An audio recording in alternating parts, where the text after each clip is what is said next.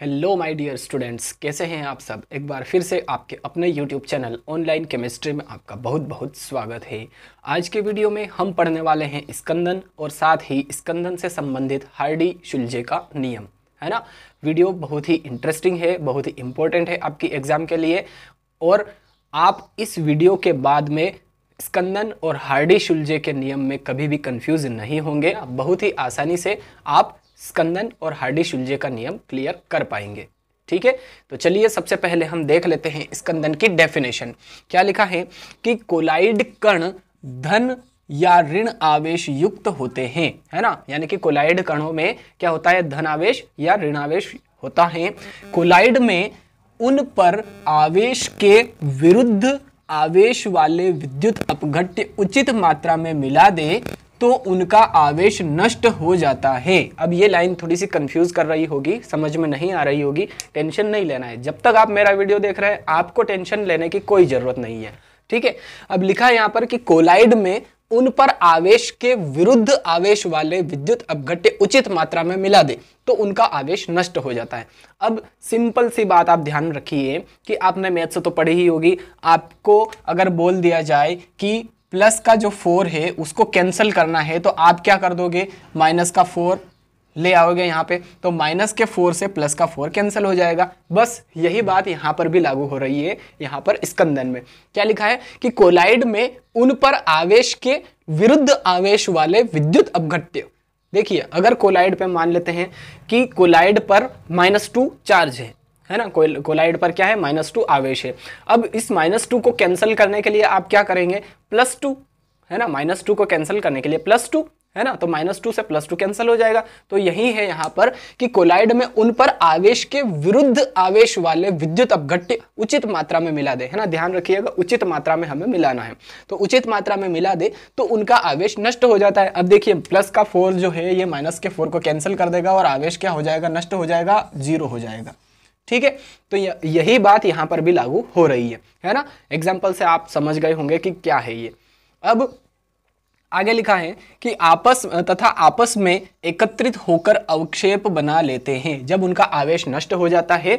जो कोलाइड कण होते हैं वो धनावेश या ऋणावेश युक्त होते हैं। जब कोलाइड कणों पर या कोलाइड पर उनके आवेश के विरुद्ध आवेश वाला विद्युत अपघट्य अगर उचित मात्रा में हम मिला दे, है ना, तो वो क्या हो जाता है, उनका आवेश नष्ट हो जाता है। और आवेश नष्ट होने के बाद में क्या हो जाएगा कि वो एकत्रित हो जाएंगे, इकट्ठा हो जाएंगे और अवक्षेप बना लेते हैं, है ना। तो कोलाइड कणों का विद्युत अपघट्य द्वारा अवक्षेपित होना ही स्कंदन कहलाता है। कोलाइड कणों का उचित विद्युत अपघट्यों के द्वारा स्कंदन होना ही अवक्षेपित होना ही क्या कहलाता है, स्कंदन कहलाता है। ठीक है, तो आई थिंक डेफिनेशन आपको अच्छी तरीके से क्लियर हो गई होगी। जैसे क्या लिखा, धनावेशित कोलाइड FeOH का होल 3 का स्कंदन SO4 2- और PO4 3- आदि आयनों से तथा ऋणावेशित कोलाइड जैसे AS2S3 का स्कंदन Ba2+ और Al3+ आदि आयनों द्वारा होता है। ठीक है, अब देखिए यहाँ पर ये जो FeOH का होल थ्राइस है ये धनावेशित कोलाइड है। तो देखो, धन के लिए धन का स्कंदन कौन करेगा, धनावेशित कोलाइड का स्कंदन कौन करेगा, ऋणावेशित आयन करेंगे, है ना। ऋणावेशित जो आयन है विद्युत अपघट्यों में, जो ऋणावेशित आयन है वही इनका स्कंदन करेंगे, क्योंकि विपरीत आवेश वाला होना चाहिए। विपरीत आवेश वाले जो विद्युत अपघट्य है उनको हम मिला देते हैं तो ही स्कंदन होगा।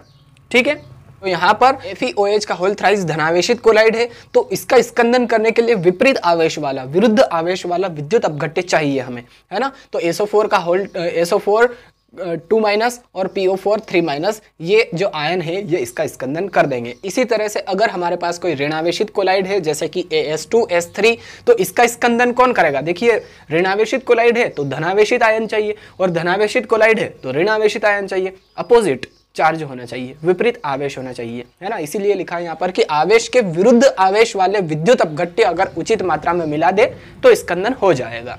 ठीक है, क्लियर हो गया। एग्जाम्पल भी आपको अच्छी तरीके से। अब स्कंदन से रिलेटेड हार्डी-शुल्जे का नियम हम देख लेते हैं। क्या लिखा है कि इस नियम के अनुसार किसी आयन की स्कंदन शक्ति या स्कंदन क्षमता उसकी संयोजकता पर निर्भर करती हैं। उसकी संयोजकता कितनी है, कम है, ज़्यादा है, उसी पर डिपेंड करेगी उसकी स्कंदन क्षमता, उसकी स्कंदन शक्ति। ठीक है, यही हार्डी और शुल्जे ने कहा था कि किसी आयन की स्कंदन शक्ति या स्कंदन क्षमता उसकी संयोजकता पर निर्भर करती है। अगर संयोजकता ज़्यादा है तो उसका स्कंदन भी ज़्यादा होगा, वो स्कंदन भी ज़्यादा करेगा, है ना। और अगर संयोजकता कम है तो वो स्कंदन भी कम मात्रा में करेगा, है ना। आगे लिखा है कि जितनी अधिक संयोजकता होगी उसकी स्कंदन शक्ति भी उतनी ही अधिक होगी। अगर संयोजकता ज़्यादा है किसी आयन की तो वो जो स्कंदन है वो भी ज़्यादा मात्रा में करेगा, और अगर संयोजकता कम है आयन की तो स्कंदन भी कम मात्रा में करेगा। ठीक है, यहाँ पर लिखा है धनात्मक सोल के लिए और ऋणात्मक सोल के लिए, है ना। धनात्मक सोल के लिए क्या होगा, प्रभावी आयन क्या हो जाएगा, ऋण आयन हो जाएगा। देखिए धनात्मक है तो उसके लिए ऋण आयन, और ऋणात्मक है तो देखिए यहाँ पर क्या लिखा है, धन आयन, है ना। तो विपरीत आवेश होना चाहिए, तो प्रभावी आयन क्या हो जाएगा, धनात्मक सोल के लिए ऋण आयन, और ऋणात्मक सोल के लिए प्रभावी आयन क्या हो जाएगा, धन आयन। ठीक है, ये तो क्लियर है, ये तो आपको यहीं से जो डेफिनेशन है यहीं से आपको क्लियर हो गया है आई थिंक। अब स्कंदन सामर्थ्य, स्कंदन शक्ति कैसे क्या होती है वो हम देख लेते हैं। देखिए ऋण आयन है ना, ये सभी क्या है, ऋण आयन है, और ये सभी क्या है, धन आयन है ना। तो देखिए PO4 3- ये इसकी स्कंदन शक्ति सबसे ज़्यादा होगी, फिर SO4 2- की स्कंदन शक्ति ज़्यादा होगी, फिर Cl- की स्कंदन शक्ति होगी, है ना।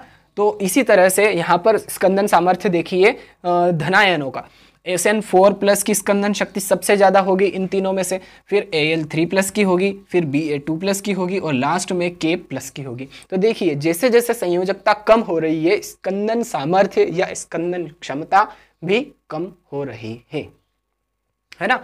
यही कहा था हार्डी शुल्जे ने कि किसी आयन की स्कंदन शक्ति उसकी संयोजकता पर निर्भर करती है। अगर किसी आयन की संयोजकता ज़्यादा है तो वो ज़्यादा मात्रा में स्कंदन करेगा, और अगर किसी आयन की संयोजकता कम है तो वो कम मात्रा में स्कंदन करेगा।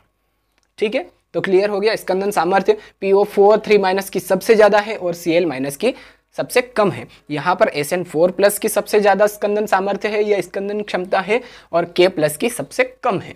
ठीक है, तो जैसे जैसे संयोजकता कम होती जा रही है वैसे वैसे स्कंदन सामर्थ्य भी कम होता जा रहा है, यहाँ पर भी और यहाँ पर भी। ठीक है, तो आई थिंक स्कंदन और स्कंदन से रिलेटेड हार्डी शुल्जे का नियम दोनों ही बहुत ही बेहतरीन तरीके से आपको क्लियर हो गए होंगे। अगर आपको ये वीडियो अच्छा लगा है, पसंद आया है, तो प्लीज़ वीडियो को लाइक ज़रूर कर दीजिए, अपने दूसरे फ्रेंड्स के साथ में भी अधिक से अधिक शेयर कर दीजिए, और अगर आप पहली बार आकर इस चैनल पर वीडियो देख रहे हैं तो प्लीज़ चैनल को सब्सक्राइब करके बेल आइकन भी ज़रूर प्रेस कर दीजिए। ठीक है, चलिए अब मिलते हैं नेक्स्ट वीडियो में। नेक्स्ट वीडियो होगा रक्षण या रक्षीय कोलाइड, और साथ ही स्वर्ण संख्या हम पढ़ेंगे, बहुत ही इंपॉर्टेंट है, वो भी शॉर्ट नोट्स में अधिकतर पूछे भी जाते हैं एग्जाम में। ठीक है, तो रक्षण या रक्षीय कोलाइड और स्वर्ण संख्या के बारे में हम अगले वीडियो में चर्चा करेंगे। ठीक है, तब तक के लिए थैंक यू सो मच। जय हिंद।